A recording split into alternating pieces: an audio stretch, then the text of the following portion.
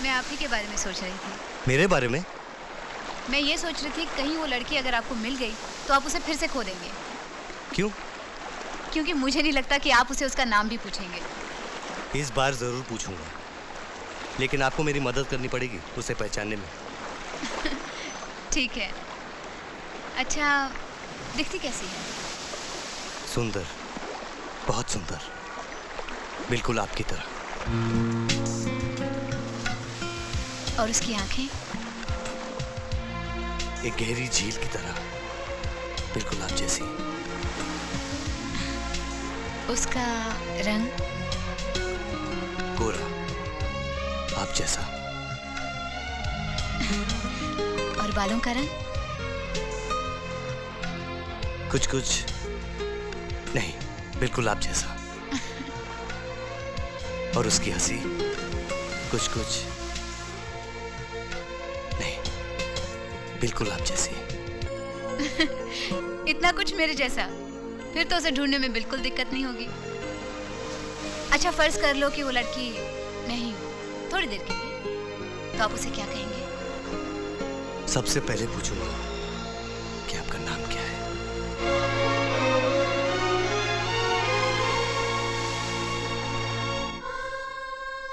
इस बार जरूर पूछूंगा, लेकिन आपको मेरी मदद करनी पड़ेगी उसे पहचानने में। अच्छा, दिखती कैसी है? सुंदर, बहुत सुंदर, बिल्कुल आपकी तरह। और उसकी आंखें? एक गहरी झील की तरह, बिल्कुल आप जैसी। और उसकी हंसी कुछ कुछ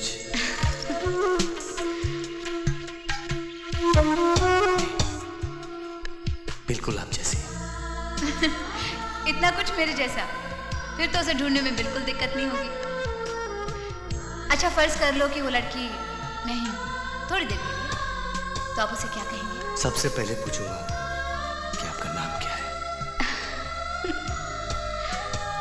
ठीक है संजू, मैं भी तुमसे बुलवा कर रहूंगी कि jenny, I love you.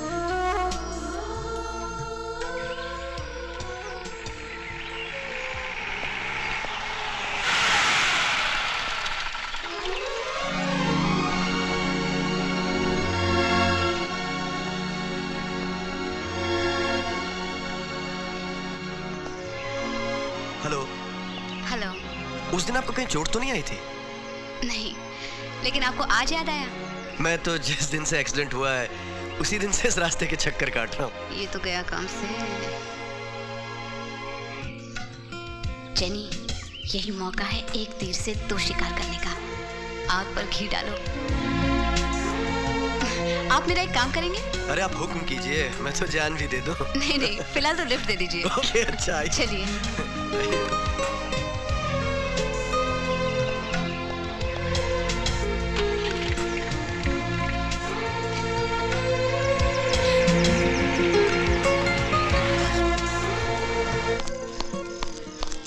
Sanju! Sanju! बस तू यहाँ बैठा, अब हाथ मलता रह जाएगा। क्या है बे? वो देख, महेशनाथ जेनी के घर से जा रहा है।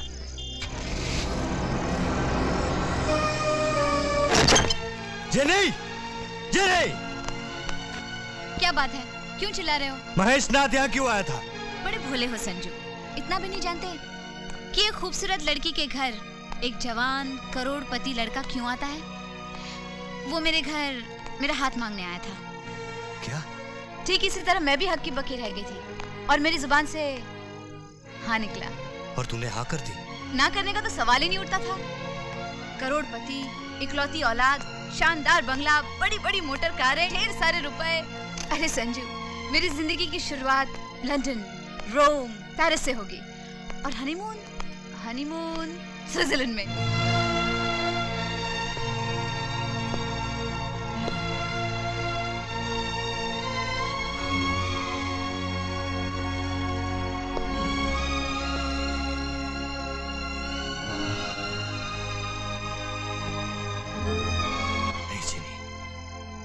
तुम झूठ बोलती हो।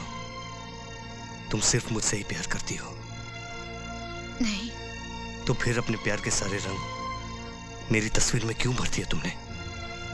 अनजाने में अगर कुछ रंग बिखर कर तुम्हारी परछाई बन गए तो इसमें मेरा क्या कसूर?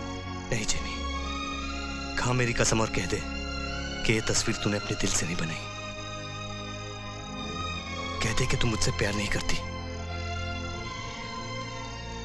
मैं झूठ कैसे बोलूं?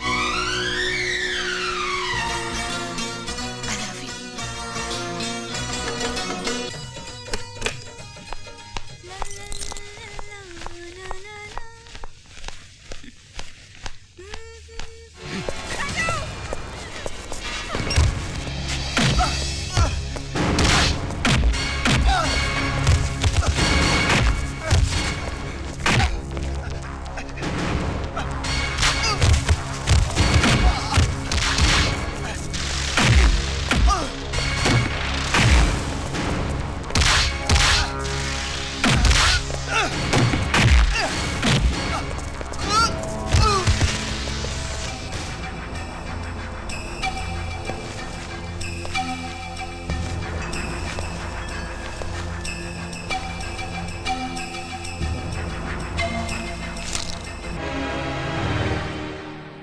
महेश बेटा, क्या हुआ बेटे? ये सारा लफड़ा पिंटू की बेटी जेनी की वजह से हुआ है। अपने महेश बाबा को क्या खबर कि जेनी का लफड़ा राज के भाई संजू के साथ चल रहा है। बस आओ देखा ना ताओ, उस गुंडे ने महेश को मारना शुरू कर दिया।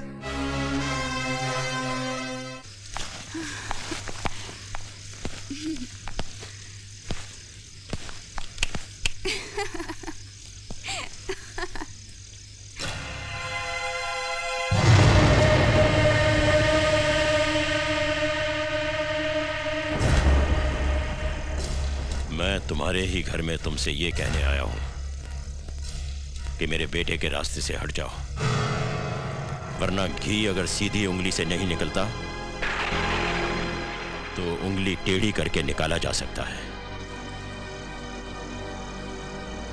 ये पेन देख रहे हो, इसमें 2 रंग की स्याही है, काली और लाल। जब मैं लाल स्याही से दस्तखत करता हूं तो सिर्फ तबाही और बर्बादी होती है।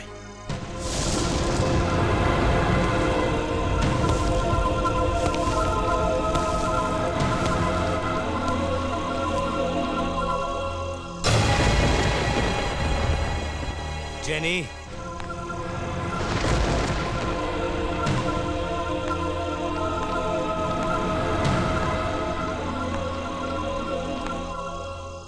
तुम लाल स्याही से बर्बाद करते हो और मैं आबाद करता हूं केदार सेठ।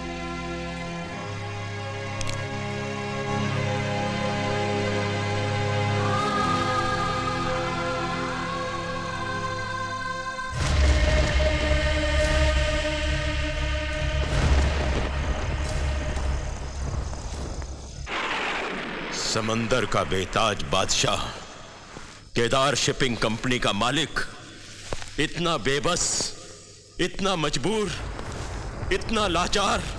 केदारनाथ, तुम तो सारी जिंदगी अपने कलम से दूसरों की तकदीर लिखते और मिटाते रहे, और आज जब अपने बेटे के नसीब की बारी आई तो स्याही खत्म हो गई।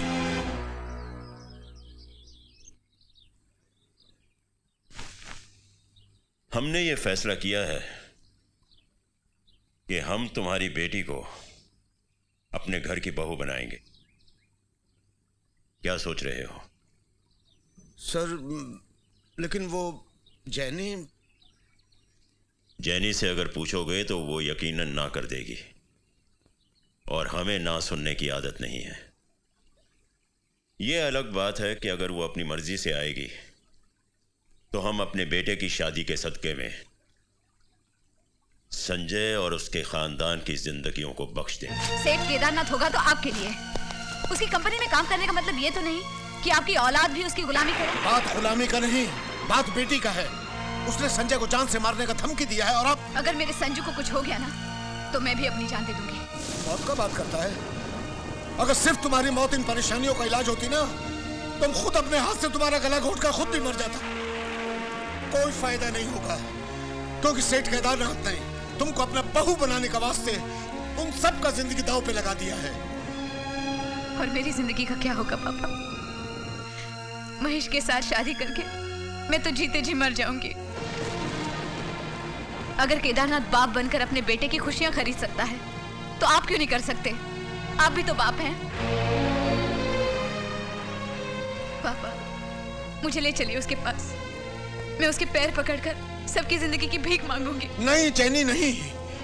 उस आदमी के सीने में दिल नहीं, पत्थर है, पत्थर। वो सिर्फ कहना जानता है, सुनना नहीं। तू अपना कलेजा भी निकाल के उसके पैरों में डाल देगी तो भी वो उसे रौंद के चला जाएगा। वो राक्षस मेरी बात नहीं मानेगा बेटे।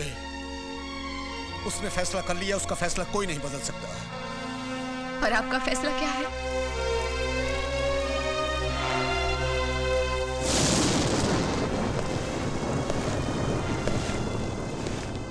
बेटे, तेरे पापा ने कोई फैसला नहीं किया। फैसला तो तुझे करना है। संजू को जिंदगी दे दे या मौत।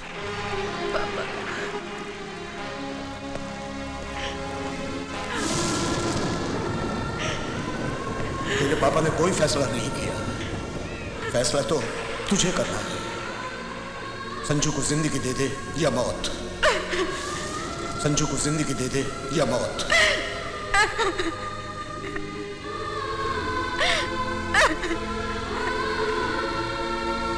क्या? जेनी की शादी? नहीं, ऐसा नहीं हो सकता। जरूर कोई गलतफहमी हुई है। गलतफहमी का सवाल ही नहीं पैदा होता है शांति। हमारी कंपनी में सिर्फ एक ही पिंटो है, एडविन पिंटो, और उसकी सिर्फ एक ही लड़की है जिसका नाम है जेनी। लेकिन जेनी तो अपने संजू से प्यार करती है। करती होगी, लेकिन शादी शांति उसकी केदारनाथ के बेटे से हो रही है। आखिर तेरे दिल की बात इस कार्ड पर आ ही गई ना। स्विट्जरलैंड में हनीमून बनाने का ख्वाब पूरा करने का फैसला तो तुमने कर ही लिया है ना। वो खुशनसीब होते हैं जिनके ख्वाब जीते जी पूरे हो जाते हैं। और वो जलील होते हैं जो एक का हाथ छोड़कर दूसरे का हाथ थाम लेते हैं। तुमने कभी ये भी सोचा कि तुम्हारी औकात क्या है? तुम क्या समझते थे कि मैं तुम्हारी ख्याली दुनिया में रूखी सूखी खाकर दिन रात तुम्हारी गुन गाऊंगी? मैंने सपनों के अंधेरों से निकलकर पहली बार आसमान देखा, और उस आसमान पर मैंने अपना आने वाला कल देखा है। उस आसमान पर तुमने अपने महेशनाथ को देखा है, अपने होने वाले नाथ को देखा है। हाँ हाँ, देखा है। मैंने अपने होने वाले नाथ को देखा।